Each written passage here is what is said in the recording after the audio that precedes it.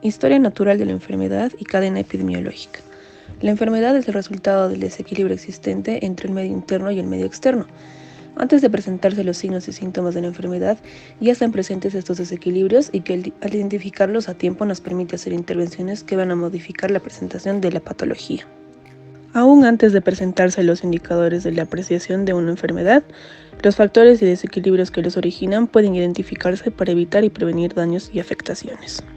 Dentro de la competencia tendremos algunos factores, como la capacidad de identificar y modificar los elementos de la tríada ecológica, que ya lo veremos más adelante. También describir de dicha cadena epidemiológica y también identificar sus elementos.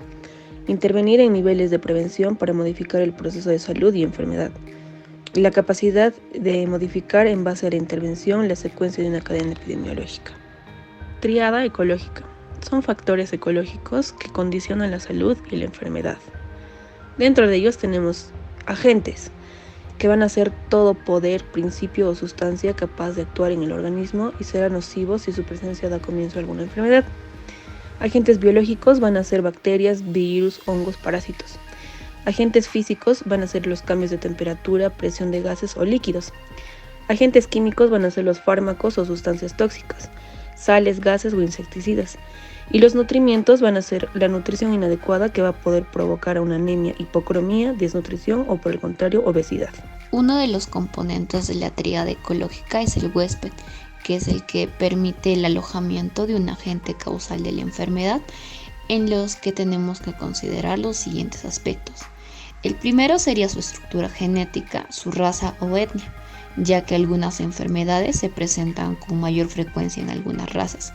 También debemos de considerar el sexo, la edad, su nivel de inmunidad o en qué estado nutricional se encuentra, como también los aspectos psicológicos que son importantes cuando hablamos de la aparición de nuevas enfermedades.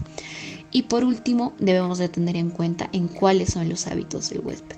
Por otra parte, si hablamos de la historia natural de la enfermedad, esta es la que describe la evolución de la misma sin intervención médica, ya que desde antes de que ésta se inicie es la interacción entre el individuo y su ambiente.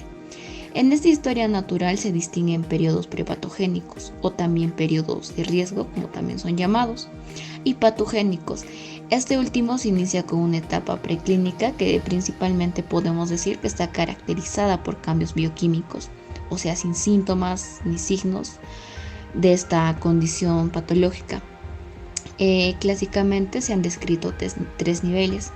Cada uno tiene estrategias diferentes de intervención propia. El primario está asociado al periodo prepatogénico y el secundario, terciario son los correspondientes al periodo patogénico. El nivel de prevención primario son acciones individuales o también comunitarias, que estas serían orientadas a la población y que tendrían el fin de reducir la incidencia de cierta enfermedad para disminuir los factores de riesgo. En esta se incluye la promoción de la salud y la protección específica de prevención de la enfermedad. En el nivel secundario se encuentra dirigida a la población presuntamente sana o en etapas iniciales de la enfermedad, y este incluye el diagnóstico precoz y el tratamiento oportuno. Por último, tenemos el nivel de prevención terciario, que son medidas destinadas a reducir en largo plazo las consecuencias de la enfermedad, y esta incluye la rehabilitación.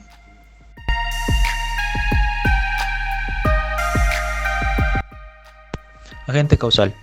Para entender los diferentes elementos que conducen a la aparición de una enfermedad transmisible, el esquema tradicional es la denominada cadena epidemiológica, también conocida como cadena de infección. Esta se divide en biológicos y no biológicos, el cual se divide a la vez en químicos y físicos. Algunos agentes biológicos son las bacterias, los protozoarios, los hongos, los virus, etc. Agentes no biológicos de tipo químico son los pesticidas, los aditivos de alimentos, los fármacos y aditivos industriales. Y agentes físicos tenemos la fuerza mecánica, el calor, la luz, la radiación y el ruido. Propiedades de los agentes biológicos son las que se refieren a su perpetuación como especie, el tipo de contacto con el huésped humano y la producción de enfermedad a partir del contacto. Una característica de los agentes microbianos es que tienen la habilidad de despertar una respuesta inmune de tipo específico, a la que se conoce como antigenicidad. Dentro de las propiedades del agente tenemos su vulnerabilidad al ambiente, a las sustancias químicas, a los agentes físicos y terapéuticos, aunque pueden desarrollar resistencia si no se combaten adecuadamente. Un ejemplo de esto es el Mycobacterium tuberculosis, ya que el tratamiento irregular de este lleva comúnmente a la evolución de cepas de la bacteria. Reservorio. A la entrada del agente en el huésped inicia el proceso de infección o el periodo de latencia en enfermedades no transmisibles. La sola presencia de agentes infecciosos no constituye infección, sino contaminación en estas superficies. El desarrollo sobre el cuerpo de agentes patógenos, como piojos, se llama infestación. La medida básica de infectividad es el número mínimo de partículas que se requieren para producir una infección, que pueden variar de un huésped a otro y en una misma especie. Sin embargo, cual sea el mecanismo para la producción de la enfermedad, la medida de patogenicidad es simplemente la proporción de sujetos que desarrollan la enfermedad. La capacidad de los agentes para infectar y producir enfermedades depende también de la susceptibilidad del huésped.